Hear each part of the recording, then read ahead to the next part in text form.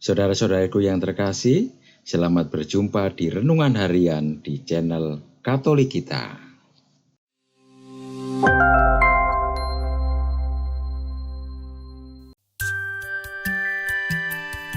Hari ini, Selasa, 7 Januari 2025, hari biasa sesudah penampakan Tuhan. Bacaan pertama. Bacaan diambil dari surat pertama Rasul Yohanes, bab 4, ayat 7 sampai dengan 10. Saudara-saudaraku terkasih, marilah kita saling mengasihi, sebab kasih itu berasal dari Allah, dan setiap orang yang mengasihi lahir dari Allah dan mengenal Allah. Barang siapa tidak mengasihi, ia tidak mengenal Allah, sebab Allah adalah kasih. Dalam hal inilah kasih Allah dinyatakan di tengah-tengah kita, yaitu bahwa Allah telah mengutus anaknya yang tunggal ke dunia, supaya kita hidup olehnya. Inilah kasih itu, bukan kita yang telah mengasihi Allah, tetapi Allah lah yang telah mengasihi kita, dan telah mengutus anaknya sebagai silih bagi dosa-dosa kita. Demikianlah sabda Tuhan. Syukur kepada Allah. Bacaan Injil. Bacaan diambil dari Injil suci menurut Markus, bab 6, ayat 34 sampai dengan 44. Begitu banyak orang mengikuti Yesus. Ketika Yesus melihat jumlah orang yang begitu banyak, tergeraklah hatinya oleh belas kasihan kepada mereka, karena mereka seperti domba yang tidak mempunyai gembala. Lalu mulailah ia mengajarkan banyak hal kepada mereka. Ketika hari mulai malam, datanglah murid-murid Yesus kepadanya dan berkata, "Tempat ini sunyi, dan hari sudah mulai malam. Suruhlah mereka pergi, supaya mereka dapat membeli makanan di desa dan kampung-kampung sekitar sini." Tetapi jawab Yesus, "Kamu yang harus memberi mereka makan." Kata mereka kepadanya, "Jadi, haruskah kami pergi membeli roti hanya dengan 200 dinar dan memberi mereka makan?" Tetapi Yesus berkata kepada mereka, "Berapa banyak roti yang ada padamu? Cobalah periksa." Sesudah memeriksanya, mereka berkata, 5 roti dan 2 ikan.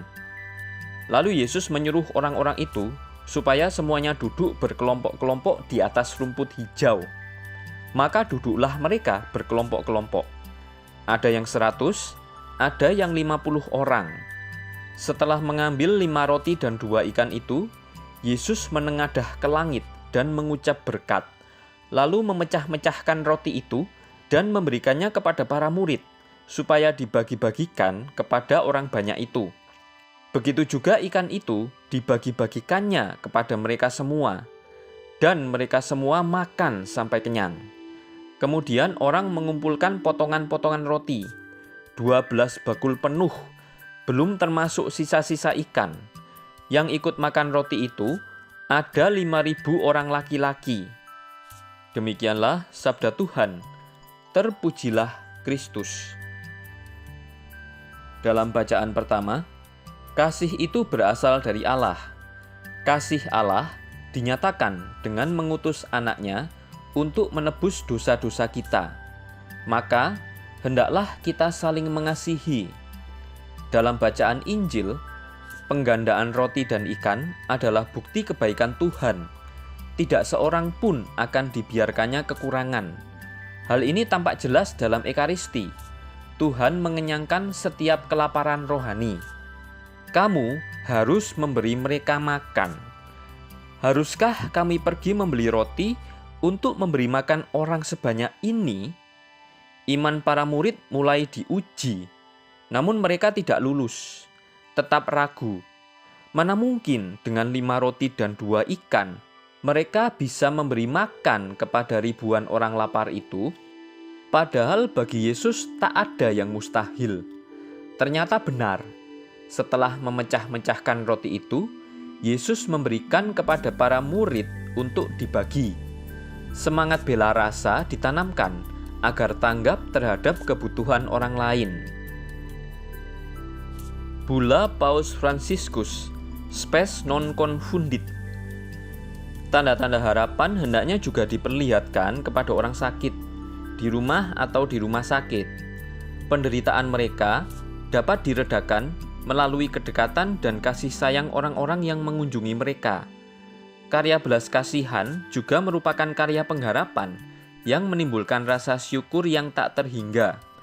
Rasa terima kasih juga harus ditunjukkan kepada semua petugas layanan kesehatan yang seringkali dalam kondisi genting menjalankan misi mereka dengan perhatian dan kepedulian terus-menerus terhadap orang sakit dan mereka yang paling rentan. Perhatian inklusif juga harus diberikan kepada semua orang yang berada dalam situasi sulit, yang mengalami kelemahan dan keterbatasan mereka sendiri, terutama mereka yang terkena penyakit atau kecacatan yang sangat membatasi kemandirian dan kebebasan pribadi mereka. Kepedulian yang diberikan kepada mereka adalah sebuah himne untuk martabat manusia. Sebuah lagu harapan yang menyerukan partisipasi paduan suara dari masyarakat secara keseluruhan. Tanda-tanda pengharapan juga dibutuhkan oleh mereka yang merupakan perwujudan pengharapan, yaitu kaum muda. Sayangnya, mereka seringkali menemui impian dan cita-cita mereka buram. Kita tidak boleh mengecewakan mereka, karena masa depan bergantung pada semangat mereka. Sungguh menggembirakan saat melihat semangat yang mereka tunjukkan. Misalnya, dengan menyingsingkan lengan baju dan menjadi relawan ketika terjadi bencana, dan bagi orang-orang yang membutuhkan. Namun menyedihkan ketika melihat generasi muda yang tidak memiliki harapan, menghadapi masa depan yang tidak pasti dan tidak menjanjikan, tidak memiliki pekerjaan atau jaminan kerja, atau prospek yang realistis setelah menyelesaikan sekolah. Tanpa adanya harapan bahwa impian mereka dapat menjadi kenyataan, mau tidak mau mereka akan menjadi putus asa dan lesu, melarikan diri ke narkoba, mengambil risiko dan mengejar kesenangan sesaat justru akan menimbulkan kerugian yang lebih besar bagi mereka, karena hal ini menutup mereka dari keindahan dan kekayaan hidup dan dapat menyebabkan depresi dan bahkan tindakan yang merusak diri sendiri. Oleh karena itu, yubileum ini harus menginspirasi gereja untuk melakukan upaya yang lebih besar untuk menjangkau mereka. Dengan semangat baru, mari kita tunjukkan kepedulian terhadap remaja, pelajar dan pasangan muda, generasi muda. Marilah kita mendekatkan diri kepada generasi muda, karena mereka adalah kebahagiaan dan harapan gereja dan dunia. Marilah kita berdoa. Allah Bapa Maha Kasih, Putramu yang tunggal menampakkan diri sebagai manusia, dan kami mengenalnya sebagai sesama kami. Semoga hidup kami pun selaras dengan hidupnya, sebab dialah yang hidup dan berkuasa, kini dan sepanjang masa. Amin. Saudara-saudari yang terkasih, terima kasih atas kebersamaannya dalam renungan harian ini. Kita jumpa lagi di renungan harian berikutnya. Berkah dalam.